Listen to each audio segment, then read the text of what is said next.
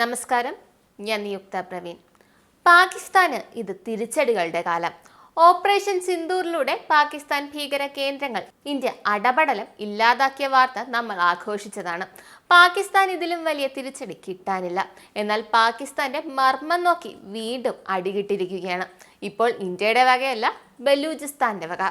ഇന്ത്യയുടെ ആദ്യ പണി തീർന്നപ്പോൾ ബലൂജികൾ അടുത്ത പണി പാകിസ്ഥാന് കൊടുത്തിരിക്കുകയാണ്. എന്താണെന്നല്ലേ? ബലൂചിസ്ഥാനിലെ ബോളാൻ പർവ്വത പ്രദേശത്ത് പാകിസ്ഥാൻ ആർമിയുടെ വാഹനം തകർത്ത് ബലൂച്ച് ലിബറേഷൻ ആർമി. അതെ, നിങ്ങൾ കേട്ടത് സത്യമാണ്. ഈ ആക്രമണത്തിന്റെ ഉത്തരവാദിത്വവും അവർ ഏറ്റെടുത്തു കഴിഞ്ഞു എന്ന റിപ്പോർട്ടുകളാണ് ഇപ്പോൾ പുറത്തു വരുന്നത്. ഈ ആക്രമണത്തിന്റെ പുതിയ വീഡിയോയും ബലൂച്ച് ലിബറേഷൻ ആർമി പുറത്തിറക്കിയിരുന്നു. ഇപ്പോൾ സോഷ്യൽ മീഡിയയിൽ വ്യാപകമായി പ്രചരിക്കുന്ന വീഡിയോയിൽ റിമോട്ട് കൺട്രോൾ ഇംപ്രവൈസ്ഡ് സ്ഫോടക വസ്തു പാകിസ്ഥാൻ ആർമി വാഹനത്തിൽ ഇടിക്കുന്നത് നമുക്ക് കൃത്യമായി കാണാൻ കഴിയും. സ്ഫോടനത്തിൽ special operations commander Tariq Imran, സുബേദാർ ഉമർ ഫാറൂഖ് എന്നിവരുൾപ്പെടെ വാഹനത്തിലുണ്ടായിരുന്ന 12 പാക് സൈനികർ കൊല്ലപ്പെട്ടതായി റിപ്പോർട്ടുകളുണ്ട്. ബോലാൻ ജില്ലയുടെ പെട്രോളിംഗ് ഡ്യൂട്ടിയിലായിരുന്ന വാഹനത്തെയാണ് ബലൂച്ച് ലിബറേഷൻ ആർമി നശിപ്പിച്ചത്. ബലൂജികൾക്ക് പാകിസ്ഥാനോടുള്ള അടങ്ങാത്ത പക തന്നെയാണ് ഇതിന് കാരണം. എങ്ങനെ അവർക്ക് പക തോന്നാതിരിക്കും? ബലൂജികൾക്ക് സ്വാതന്ത്ര്യം എന്താണെന്നറിയില്ല. കാരണം അവരെ ഭരിച്ച് അടിമകളാക്കി വെച്ചിരിക്കുകയാണ് പാകിസ്ഥാൻ.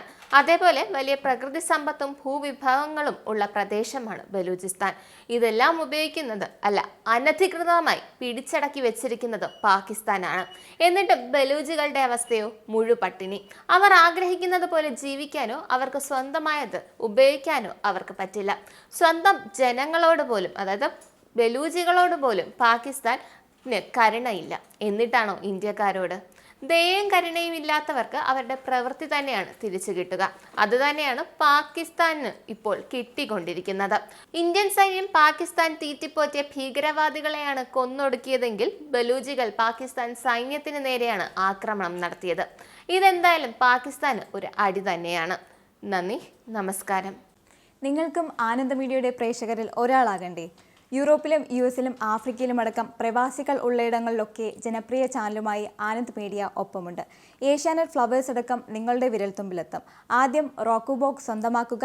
അതിൽ നിന്നും ആനന്ദ് മീഡിയ ആപ്ലിക്കേഷൻ ഡൗൺലോഡ് ചെയ്യുക, ഇൻസ്റ്റാൾ ചെയ്യുക. എന്നിട്ട് 02085866511 എന്ന നമ്പറിൽ ഞങ്ങളുടെ കസ്റ്റമർ കെയറിൽ ബന്ധപ്പെടുക. അല്ലെങ്കിൽ +91 735 660 3747 എന്ന നമ്പറിൽ വാട്സപ്പ് ചെയ്യുക. ആനന്ദ് മീഡിയയുടെ സേവനങ്ങൾ സ്വന്തമാക്കുക. മറ്റു ചാനലുകൾക്കൊപ്പം ആനന്ദ് TVയും എൻജോയ് ചെയ്യുക.